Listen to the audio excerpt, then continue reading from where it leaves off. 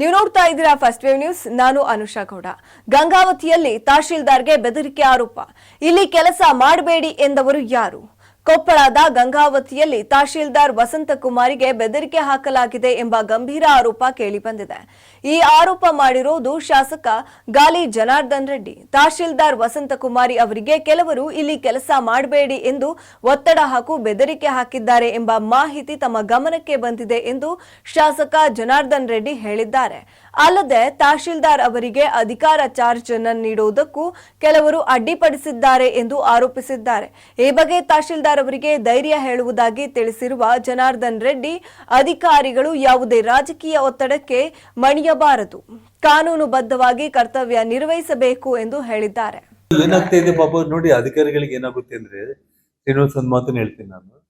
ಇವಾಗ ಒಬ್ಬನ ಮೇಲೆ ಏನಾದ್ರೂ ಅವ್ರಿಗೆ ಏನ್ ಮಾಡ್ಬಿಡ್ತಾರೆ ಅಂತಂದ್ರೆ, ಅವ್ರ ಜಾಬ್ ಸೇವ್ ಮಾಡ್ಕೊಳ್ಳೋದಕ್ಕೆ ಅವನು ಪ್ರಾಮಾಣಿಕ ಆಗಿದ್ರೆ, ಅವ್ರು ಒಂದು ಎಕ್ಸಾಂಪಲ್ ತಹಸೀಲ್ದಾರ್ ವಸಂತ್ ಕುಮಾರ್ ಅವರು ಗಂಗಾವತಿಗೆ ಬಂದ್ರು, ಅವ್ರನ್ನ ಚಾರ್ಜ್ ತಗೊಳ್ಳೋದಕ್ಕೆ ಬೀಳಿಲ್ಲ. ನನ್ನ ಹತ್ರ ಮೊನ್ನೆ ಆಗಸ್ಟ್ 15 ಜೆಂಡಾ ವಂದನೆ ಕಾರ್ಯಕ್ರಮದಲ್ಲಿ ಕಂಪ್ಲೀಟ್ ಒಂದು ಅವ್ರಿಗೇನು ಕಣ್ಣೀರು ಬರ್ತಾ ಇದ್ರೆ ನಾನು ಹೇಳಿದಮ್ಮ, ನೀನೇನು ಅದ್ರ ಬಗ್ಗೆ ತಲೆ ಕೆಡಿಸ್ಕೋಬೇಡ. ಇಲ್ಲ ಸರ್, ನಾನು ಬಹಳ ಒಂದು ಇದರಲ್ಲಿ ಅಂಜನಾದ್ರಿ ಬಗ್ಗೆ ತಿಳ್ಕೊಂಡೆ. BBMP ನಲ್ಲಿ 10 ವರ್ಷದಲ್ಲಿ ಕೆಲಸ ಮಾಡಿದ್ದೆ ಕಂಪ್ಲೀಟ್. ನಾನು ಇಲ್ಲಿಗೆ ಬಂದೆ, ನನಗೆ ಚಾರ್ಜ್ ಕೊಟ್ಟಿಲ್ಲ ಸರ್, ಮತ್ತೆ ತುಂಬಾ ಸಮಸ್ಯೆ ಆಯ್ತು. ಯಾರು ರಾಜಕೀಯ ಒತ್ತಡ ಅಂತ ನೀವು ಹೇಳಿದ್ರಲ್ಲ, ಅದು ಒಂದು ಕಾರಣ.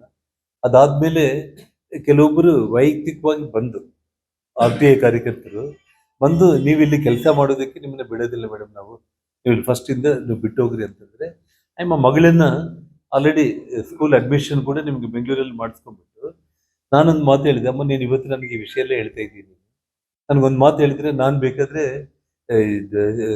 ತಂಗಡಿಗೆ ಅವ್ರಿಗಾಗ್ಲಿ CMಗಾಗ್ಲಿ ಕ್ಲಿಯರ್ ಆಗಿ ನಿಮ್ಮ ವಿಷಯದಲ್ಲಿ ಯಾವುದೇ ಒತ್ತಡ ಇರಬಾರ್ದು, ಅವ್ರಿಗೆ ಫ್ರೀ ಹ್ಯಾಂಡ್ ಕೊಡಿ ಅಂತ ನಾನು ಹೇಳ್ತೀನಿ. ಏನು ಬಂದಿದೀಯಾ ಕೆಲಸ ಮಾಡಿದ್ರು ಕೂಡ, ಇಲ್ಲ ಸರ್ ಅಂತ ನಾನು ಆಲ್ರೆಡಿ ಡಿಸೈಡೆಡ್ ಸರ್, ನಾನು ಊರಲ್ಲಿ ಇರಲ್ಲ ಸರ್, ನಾನು ಹೋಗ್ತಾ ಇದ್ದೀನಿ ಅಂತ.